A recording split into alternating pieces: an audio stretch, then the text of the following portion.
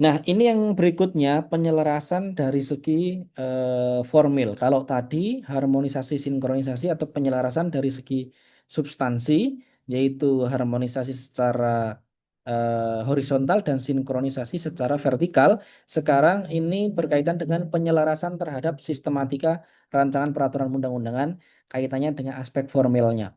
Nah, ketika kita menyusun peraturan undang-undangan, kita pastikan bahwa dari judul sampai dengan lampiran itu sesuai dengan lampiran Undang-Undang Nomor 12 Tahun 2011 tentang pembentukan peraturan perundang-undangan. Nah, mulai jadi judul ya, di sini muat keterangan jenis, nomor, tahun pengundangan atau penetapan dan nama peraturan undang-undangan. Pembukaan memuat frasa dengan rahmat Tuhan Yang Maha Esa, jabatan pembentuk, konsideran, dasar hukum serta diktumnya. Batang tubuh memuat ketentuan umum, materi pokok yang diatur, ketentuan pidana, ketentuan peralihan, ketentuan penutup. Kemudian pada bagian penutup, perintah pengundangan dan penempatan, penandatanganan, tempat dan tanggal pengundangan, nama pejabat, akhir bagian penutup. Nah, apabila kita menyusun undang-undang atau perda, itu wajib disertai dengan penjelasan, mulai dari penjelasan umum dan penjelasan pasal demi pasal. Nah, selain undang-undang atau perda, itu dapat disertai dengan penjelasan. Kalau khusus mengenai undang-undang dan perda, itu wajib diberikan penjelasan. Dan yang berikutnya, apabila diperlukan, maka disertai dengan lampiran. Nah, lampiran ini harus dinyatakan dalam batang tubuh bahwa lampiran dimaksud merupakan bagian yang tidak terpisahkan dari peraturan perundang-undangan. Lampiran ini dapat memuat uraian berupa daftar, tabel, gambar, peta, sketsa.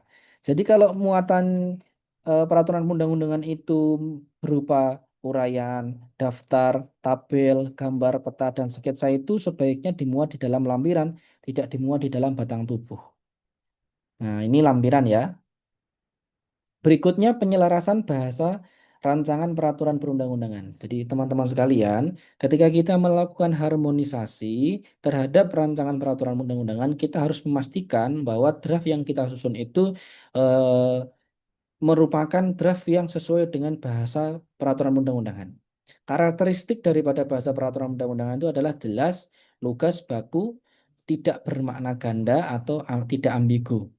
Nah, kuncinya apa? Nah, dalam konteks ini kita perlu ada standarisasi istilah dengan menggunakan definisi yang dimuat di dalam ketentuan umum. Dan ketika kita sudah memuat definisi dalam ketentuan umum, maka kata atau istilah itu digunakan secara konsisten dalam seluruh pasal. Misal, kita sudah mendefinisikan eh, gaji misalnya ya. Gaji adalah misalnya gitu ya.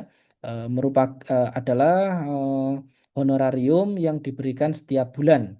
Nah, ketika kemudian kita sudah menggunakan istilah gaji, maka kita tidak boleh menggunakan istilah upah misalnya gitu di dalam batang-batang tubuh yang kita susun dalam pasal-pasal yang ada di dalam batang tubuh. Ya, jadi kalau kita sudah menggunakan istilah gaji, maka kita tidak boleh menggunakan istilah lain. Ya, gaji yang kita definisikan adalah sebagaimana dimuat di dalam ketentuan umum. Berikutnya, kita harus menghindari kata yang bersifat emosional, politis, atau multitafsir, sehingga kita harus menggunakan kata kerja performatif seperti wajib, dilarang, dapat, harus, atau berhak. Jadi tegas dan lugas. Nah, misalnya ini ada contoh yang keliru. Setiap orang tidak boleh membuang kantong plastik sembarangan di tempat umum. Nah, kata tidak boleh dan sembarangan ini bersifat subjektif atau tidak pasti. Perlu diharmonisasikan menjadi setiap orang dilarang. Jadi tidak boleh ini diganti dengan dilarang. Harus tegas. Dilarang membuang sampah plastik di luar tempat penampungan sampah yang telah disediakan secara resmi oleh pemerintah daerah.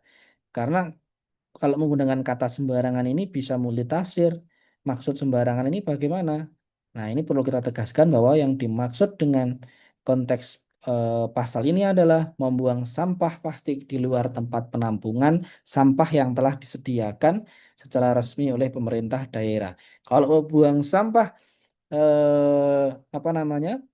Berantakan ya, berserakan begitu, itu kemudian ternyata di situ sudah disediakan tempat penampungan sampah oleh Pemda, maka itu dikenain sanksi pasal ini. Nah, kalau ternyata ada suatu tempat tidak disediakan ya, tidak disediakan tempat penampungan sampah dan sampah berserakan ya, bisa saja tidak dikenai dengan sanksi oleh peraturan ini. Nah, ini demi kepastian hukum ya. Setiap orang itu wajib dihukum sesuai dengan proporsi larangannya. Nah, contoh lain, ini contoh.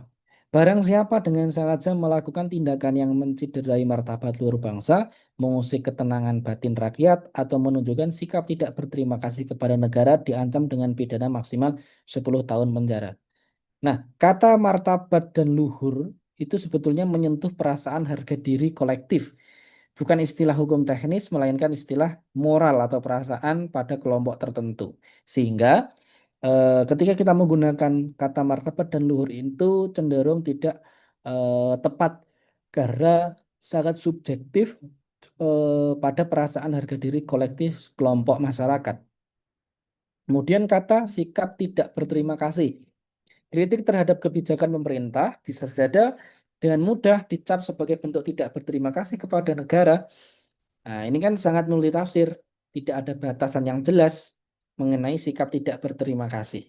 Termasuk misalnya parameter mengusik ketenangan. Nah, itu kan ada. Yang dimaksud mengusik ketenangan itu apa? Nah, ini perlu di-clearkan. Nah, bandingkan dengan yang paling bawah ini, setiap orang yang di muka umum secara melawan hukum merusak, merobek, menginjak-injak, atau membakar bendera negara dan lambang negara dengan maksud menghina atau merendahkan kehormatan negara dipidana dengan pidana penjara paling lama 5 tahun atau denda kategori 4. Nah, ini rumusan di dalam KUHP yang apa ya diupayakan ini clear mungkin tidak menimbulkan multitafsir. Walaupun ini sebetulnya menurut pencermatan saya pun juga potensi masih berpeluang untuk ditafsirkan. Misalnya kata menghina, kata merendahkan kehormatan ini maknanya seperti apa? Nah, di sini biasanya peluang untuk memperdebatkan makna pasal makna unsur-unsur dalam pasal ini biasanya dilakukan di dalam pemeriksaan di peradilan menggunakan ahli bahasa, ahli hukum untuk menerjemahkan sebetulnya yang dimaksud dengan misalnya di sini menghina atau merendahkan kehormatan negara itu seperti apa sih? Perkembangan teorinya, praktek penerapannya, dan lain sebagainya. Tetapi dari segi bahasa hukum ini lebih clear dibanding rumusan yang sebelumnya tadi yang di atas ini. Nah, teman-teman sekalian, apabila kita tidak melakukan harmonisasi dan sinkronisasi dalam rancangan peraturan perundang-undangan, ini ada beberapa dampak negatif atau apa akibat yang bisa fatal ya, ketika kita tidak mengharmonisasikan dan tidak mensinkronisasikan rancangan peraturan perundang-undangan. Antara lain, nanti bisa dilakukan pembatalan oleh tingkatan pemerintah yang lebih tinggi. Misalnya tadi ada peraturan daerah yang dinilai bertentangan dengan peraturan undang lebih tinggi, maka berpotensi dilakukan executive review ya, dilakukan upaya pembatalan. Kemudian bisa dilakukan pengujian di Mahkamah Agung untuk peraturan di bawah undang-undang atau undang-undang di Mahkamah Konstitusi. Nah, yang terakhir, inefektivitas peraturan. Jika tidak dilakukan harmonisasi secara clear, tidak dilakukan sinkronisasi juga, maka peraturan tersebut berpotensi tidak dapat dilaksanakan karena multitafsir dan bertabrakan dengan peraturan yang lain atau tumpang tindih.